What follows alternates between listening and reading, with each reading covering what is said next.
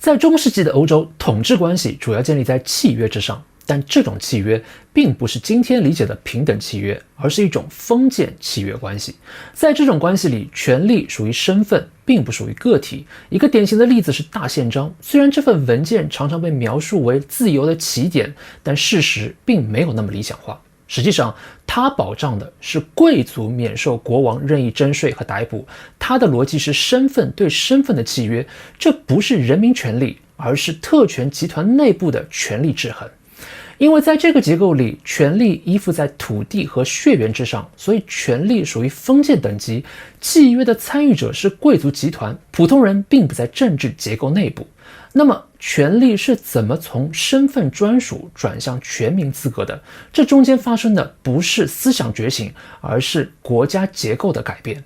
到16、17世纪，欧洲国家的战争形态发生了根本的改变，常备军取代了封建骑士，火器、舰队、要塞体系都需要持续的财政支持。国家不再是临时动员的联盟，它开始成为一个持续运转的财政机器。而随着国家规模不断扩大，封建契约的结构开始力不从心，因为领地收入和封建义务可以维持封建秩序，却无法支撑不断升级的战争成本。在这种条件下，君主只有2个选择：第一，提高对贵族的压榨强度；第二，扩大税基。显然，由于贵族不能无限提高对农民的榨取，因此君主就不可能无限提高对贵族的榨取，同时也不能无限延长骑士的服役期限。封建义务本身就是有实现和契约边界的，所以扩大税基成为了理性的选择。而这意味着把更多的社会群体纳入财政结构，城市与商业阶级因此进入政治视野，他们掌握流动资本、信贷、贸易网络。国家若想稳定借款和税收，就必须为这些群体提供一定的制度保障。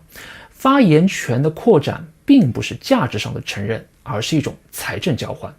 到这里，我必须给各位做一个冷静的提醒。纳税只是国家使用政治权力触达个体，它并不意味着个体可以反向影响国家。换句话说，税收本身不会自动生成权利。更直白地说，国家可以宣称纳税是每个公民的基本义务，但是义务本身不会自动附带权利。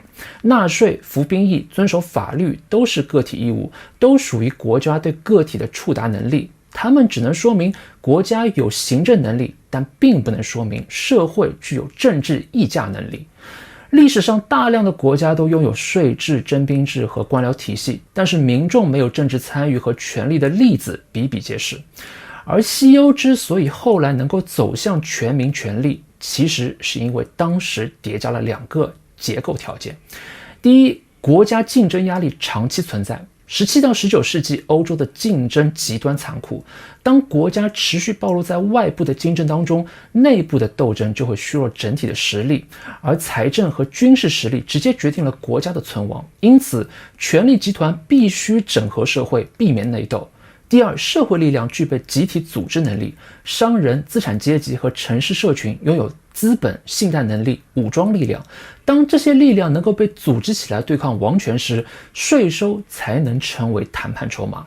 如果一个社会组织能力不足，或者国家不需要依赖社会获取资源，义务完全可以是单向的。正是在这2个条件的共同作用下，权力才开始逐渐脱离原有的身份等级结构。但问题在于，旧的封建等级结构无法容纳这种脱离，贵族仍然享有免税特权，而税负却越来越集中在平民与新兴阶层身上。国家运转需要这些人的资源，而旧结构却不给予他们相应的政治资格。当国家规模不断扩大，而政治资格仍然封闭时，制度内部就出现了自我矛盾。旧结构既无法扩大税基，又无法打破特权，于是出现制度死锁。因为一个制度很难用自己的规则去废除自己制造的特权。18世纪的法国最能体现这种死锁。当时法国财政崩溃，改革税制、扩大税基迫在眉睫，这意味着必须向贵族与教士征税。但是否能征税，又必须通过3级会议表决，而3级会议的设计初衷正是为了保护贵族的特权。于是这里就形成了一个制度悖论，国家试图用维护等级的机制去打破等级本身，这就是一条死路。而国家对于这个结构没有渐进的修补空间，它要么维持特权，要么重构秩序。而历史告诉我们，它选择了后者。1789年，第3等级拒绝继续以第3等级的身份参与会议，他们直接宣布自身为国民议会。这一步的意义不在于表态，而在于一个逻辑的转换。在过去，政治资格依附于等级身份，而现在政治资格被重新定义为代表国民。这等于否认了等级作为合法性来源的地位。随后通过的人权宣言完成了进一步的抽象升级，权力不再专属于贵族、教士或第3等级，权力被定义为普世的人的资格。这不是简单的把权力扩大，而是改变了权力的载体。在封建结构中，权力来自于我是谁；在革命之后的政治语言中，权力则来自于作为一个人。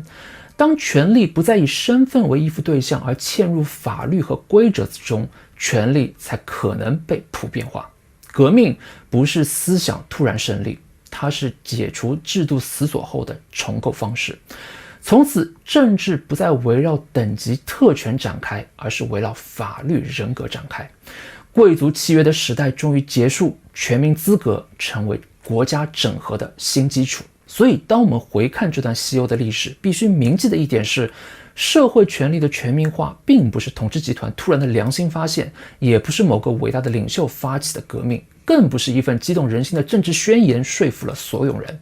它的起点是旧结构已经无法支撑不断扩大的国家规模以及持续升级的战争开支。当国家需要持续获取资源时，封建契约结构便开始崩解，一种更可持续、更可预测、更可动员的资源交换方式开始出现。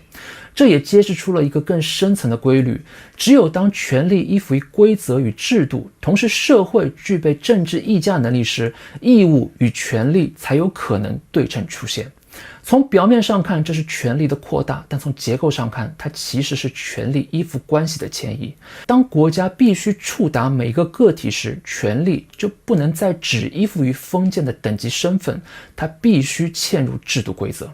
于是发生了真正的转折，权力不再只是一种特权，而开始变成一种资格。这一步并不是思想的自然演进，而是国家结构升级后的制度重组。从此之后，政治的张力不再围绕血缘与封地展开，而是围绕规则的制定与修改展开。西欧的转型并不是一次道德的觉醒，而是一次依附关系的重新排列。当权力依附的对象改变，权力的形态也随之发生变化。这才是从贵族契约到全民权利的真实路径。